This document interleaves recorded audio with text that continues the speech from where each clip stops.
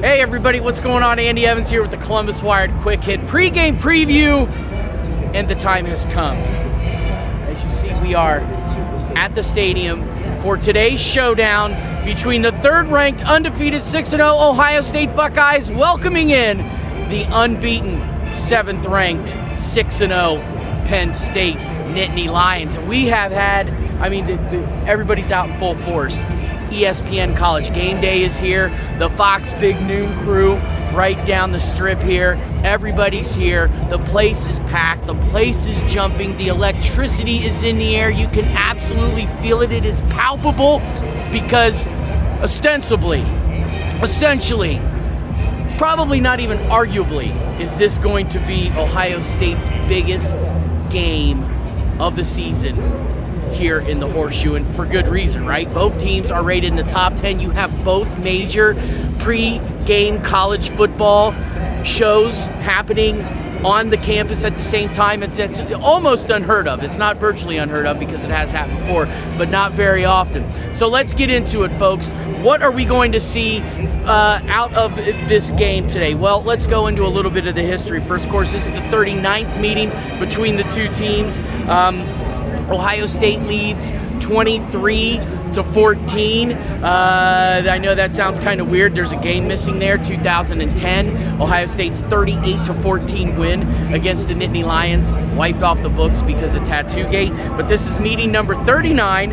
Buckeyes lead all time 23-14, and this is only the 5th time in the history, or should I say at least the 30-year history, since Penn State joined the conference in 1993, only the 5th time ever that both teams are going to play each other undefeated. 96 was the first time, 97, 98, a nice little 3-year span there where both teams were unbeaten. Then fast forward 10 years after that to 2018. We all remember how that crazy one went down in Happy Valley. The Buckeyes had to scramble back from a 12-point deficit to score 2 touchdowns in the last 8 minutes of the game to win by a point, 27-26. Of course, we know how the year before 2017 went. That was another 1-point win. However, Ohio State had 1 loss. Penn State, though, was unbeaten at number 2 in the country. But I digress. In those previous 4 undefeated meetings since 1993. Ohio State is 3-1. The only game they lost was 1997. They dismantled Penn State here in 1996, 38-7. Beat them in 1998, 28-9. Lost over in Happy Valley in that sandwich game in 1997 by a final score of 31-27. And then once again, we know how 2018 went.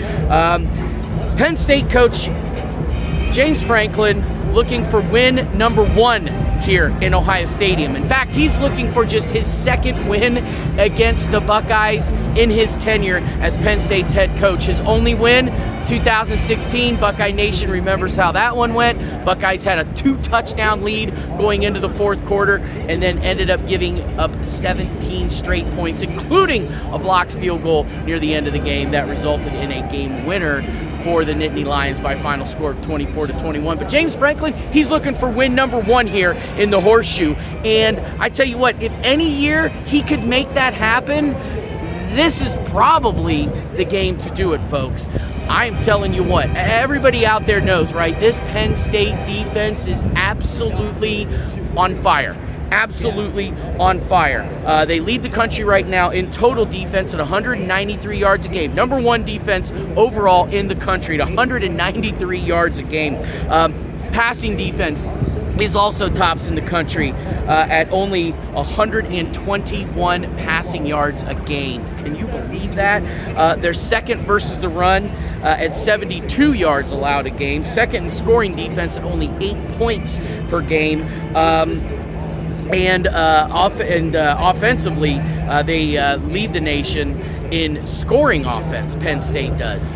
I know Penn State's offense leads the nation in scoring at 44 points a game. Of course, scoring 63 points against UMass last weekend kind of helps out your average, but nonetheless, this is a very tight defense, okay? They don't let you into the red zone a whole lot. In fact, they lead the country with 7 total red zone allowances. That's it. However, if you get into the red zone, chances are pretty much 100%, literally, that you're going to get a score of some kind, because Penn State is only one of 3 teams in the entire country that has allowed a team to score every single time they've gotten into the red zone. Only one of 3 teams, 100% red zone allowances of scoring. Does that make any sense? I think you know where I'm going with that. However, once again, they lead the country in only allowing teams to get into their red zone 7 times this entire season. They're also very good at protecting the quarterback. They've only given up 4 sacks against sophomore Drew Aller. They've only allowed teams to sack sophomore Drew Aller, should I say, 4 times this entire season, okay? That is tied for, I believe, 2nd in the country right now, 2nd or 3rd. However, they also like to get to the quarterback. Defense has got 27 sacks on the season. That's currently ranked number 1 in the country.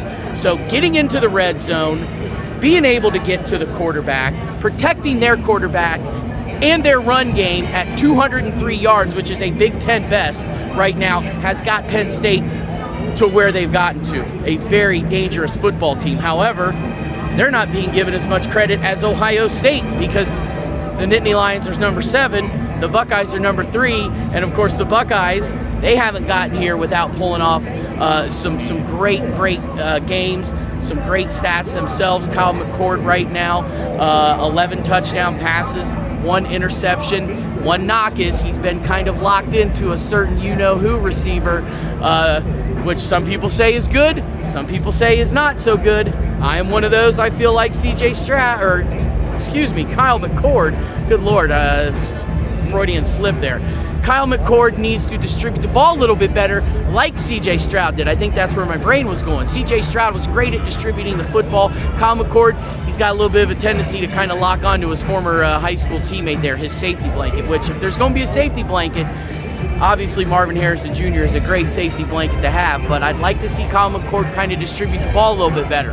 And that, I think, has led to some indecision on his part, which has led to some sacks. He's been sacked 7 times so far this year. In fact, Ohio State has given up 10 total sacks on the season. But that indecision has also caused him to get the ball stripped at least twice, we know of. And both of those times he was stripped, he lost the ball. So Kyle McCord has got to be on point today. He's got to if Marvin Harrison's not there, boom, throw the football. Get it out quick. Don't stand around. Don't think about it, because this is not a type of defense that you can sit in the pocket and try to wait for a receiver to get open. This is the kind of game you have to absolutely mentally be as sharp as a tack and get rid of the football in a blink of an eye. If Kyle McCord does not do that today, folks, this passing game, this Ohio State passing attack is in trouble. Because let me tell you what, not only can Penn State run the ball and they eat up the clock at over like 34 and a half minutes a game, which is 2nd best in the country, but like I said, their passing offense is very efficient. Drew Aller does not get sacked a lot, and Drew Aller, over 1,200 passing yards, 65% complete on the season, which isn't great, but that's not awful. 12 touchdowns, 0 interceptions. The dude has yet to throw a pick. In fact, he is the only starting quarterback in the Big Ten right now that has yet to throw an interception. Hats off to the Ohio boy, right? From up there in Medina. So this Penn State offense, they are methodical, they are efficient, they don't make mistakes, they don't allow sacks. Their defense has been, like I said, on fire. They get to the quarterback. And if Ohio State plays, I mean, an absolutely nearly flawless game. They cannot turn the ball over. Kyle McCord has to get rid of it on time, and they've got to be able to run effectively, okay? Ohio State has got to be able to run the football today if they want any success, because let me tell you what, this Penn State secondary, they are good. Keep your eye on Kalen King, defensive back. He's the one that's tasked with going up against Marvin Harrison Jr. today.